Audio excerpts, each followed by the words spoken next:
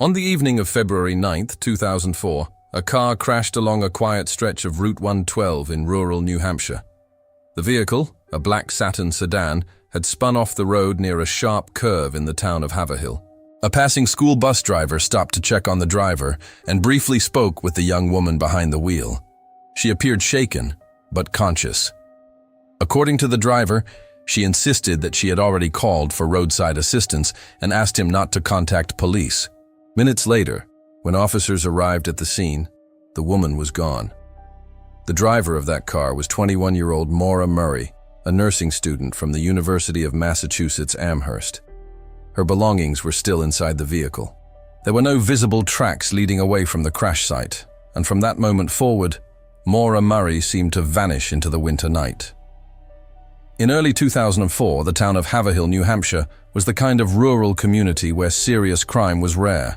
In early 2004, the town of Haverhill, New Hampshire, was the kind of rural community where serious crime was rare. Located in the western part of the state, near the border with Vermont, the area was defined by quiet roads, dense forests, and small clusters of homes spread across long stretches of countryside. Route 112, where Maura Murray's car would eventually crash, cut through the White Mountains region. The road curved through wooded terrain, passing small residential areas and seasonal cabins. In winter, the landscape was often blanketed in snow, and nighttime travel could be isolating. Traffic was light, especially after dark. Residents were accustomed to a peaceful rhythm of life. People knew their neighbors, and unfamiliar events tended to stand out immediately. Law enforcement resources in the area were limited compared to larger cities. Local police departments covered wide rural jurisdictions, and emergency responses sometimes required coordination with neighboring agencies. When Maura Murray disappeared on that February night, it was not just another incident along a highway.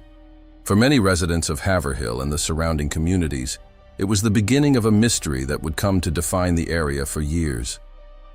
A quiet stretch of road in a small New Hampshire town had suddenly become the center of a national missing person investigation.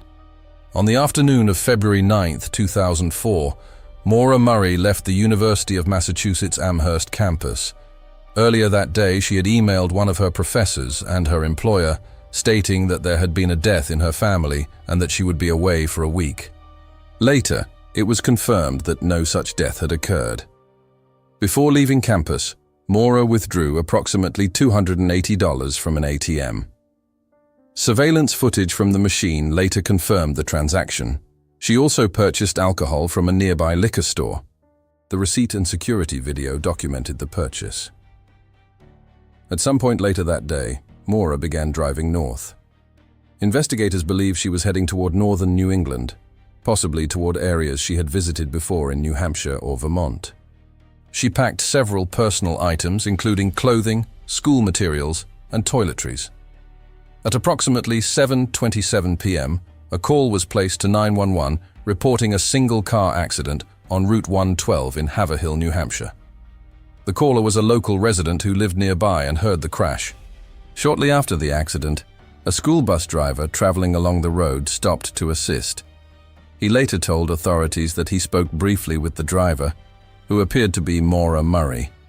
She reportedly declined assistance and asked him not to contact police. The bus driver then continued home and contacted emergency services. When the first responding officer arrived at the scene a few minutes later, Maura Murray was no longer there. Her car remained on the roadside, locked, with personal belongings still inside. Despite a search of the immediate area that evening, there was no sign of where she had gone. As investigators began examining the scene, several details immediately raised questions. Inside the Saturn, police found a number of personal items belonging to Maura Murray. Among them were her driver's license, school books, clothing, and the alcohol she had purchased earlier that day. Some of the alcohol containers appeared to have been opened. Authorities also reported a strong smell of alcohol inside the vehicle. Red liquid stains were found in the car and on the snow nearby, which were later believed to be spilled wine from a damaged container. The vehicle itself showed signs consistent with a single-car crash. The front end had sustained damage, and the car had come to rest along the side of the road near a snowbank. However, investigators noted that the accident did not appear severe enough to cause serious injury. Another detail that drew attention was the condition of the car. The doors were locked, and the key was not in the ignition. Maura's cell phone, credit cards, and many personal belongings were still inside the vehicle. Witness accounts from the minutes following the crash also introduced uncertainty. The school bus driver who spoke with the young woman said she seemed shaken but not visibly injured. He later told police that she asked him not to call authorities. The timing between the reported crash and the arrival of the first officer was estimated to be only a few minutes. Despite that short window, when police reached the location, Maura Murray had already disappeared. Search teams found no clear footprints leading away from the crash site along the snow-covered roadside. For investigators, this absence of a clear trail would become one of the most puzzling aspects of the case. Law enforcement began searching the area almost immediately after Maura Murray was reported missing. Local officers from the Haverhill Police Department were joined by the New Hampshire State Police.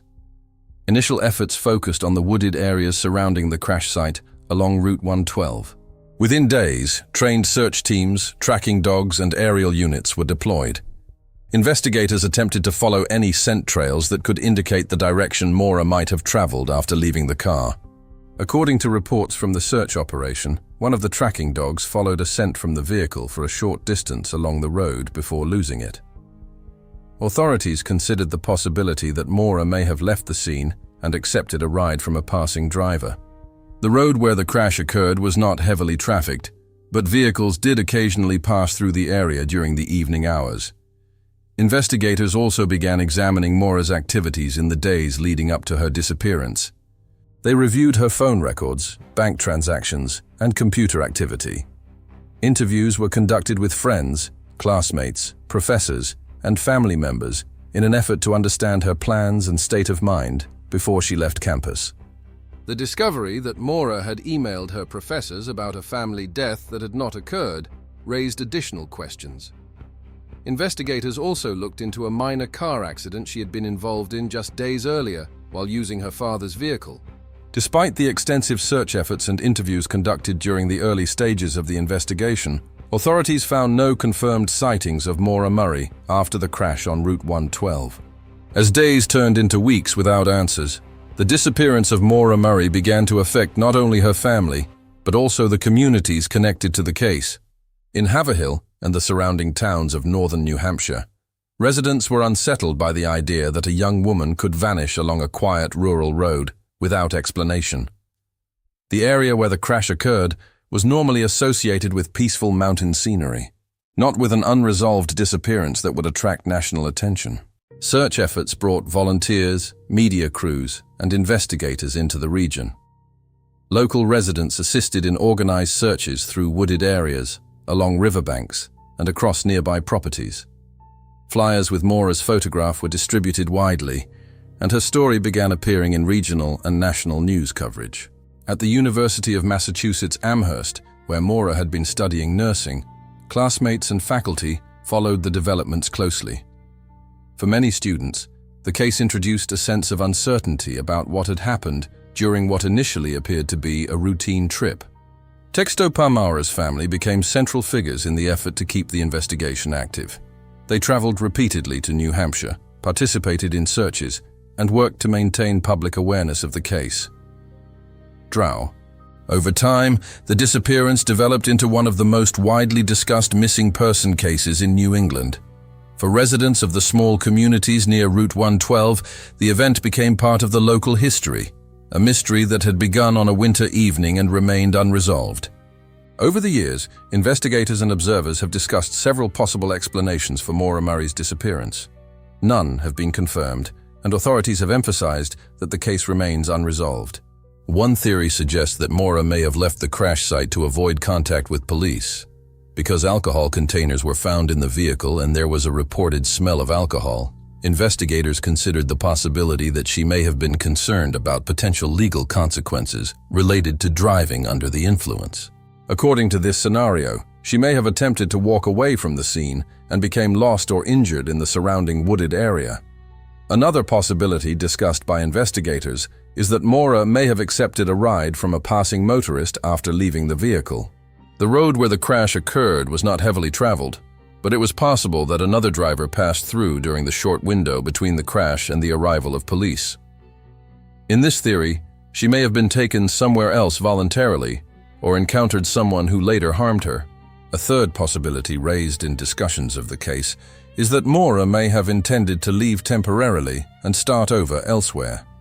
Some observers point to her withdrawal of cash, the packing of personal items, and the email she sent to professors as indications that she planned to be away for several days. Law enforcement officials have repeatedly stated that none of these explanations have been proven. Each remains a theory based on available evidence rather than confirmed facts. As of today, the disappearance of Maura Murray remains an open and unsolved case. Over the years, investigators have continued to revisit the evidence and conduct additional searches in areas surrounding the crash site. Several renewed search operations have taken place in the forests and properties near Route 112, sometimes using updated technology and new investigative methods. Authorities have also reviewed tips submitted by the public. Since 2004, thousands of leads have been reported from across the United States. Each has required evaluation, though none have provided definitive answers about Maura's whereabouts. The New Hampshire State Police have maintained that the case is still active. Investigators have periodically re-examined physical evidence and interviewed individuals connected to the timeline of events. In some instances, new witnesses have come forward years after the disappearance, prompting further review. The case has also drawn significant public attention through documentaries, podcasts, and independent investigations. While this attention has helped keep the case visible, law enforcement officials have emphasized that only verified evidence can determine what truly happened. More than 2 decades after the crash on Route 112, no confirmed trace of Maura Murray has been found. The circumstances of her disappearance remain unclear, and the investigation continues to be classified as a missing person case. The disappearance of Maura Murray stands as one of the most enduring missing person mysteries in modern American history. What began as a single-car crash on a winter evening in rural New Hampshire quickly evolved into a case filled with unanswered questions. A young woman was seen briefly at the roadside. Minutes later, she was gone, leaving behind a locked car, personal belongings, and a timeline that investigators have tried to reconstruct ever since. For the community near Route 112, the event transformed an ordinary stretch of road into the center of a long-running investigation.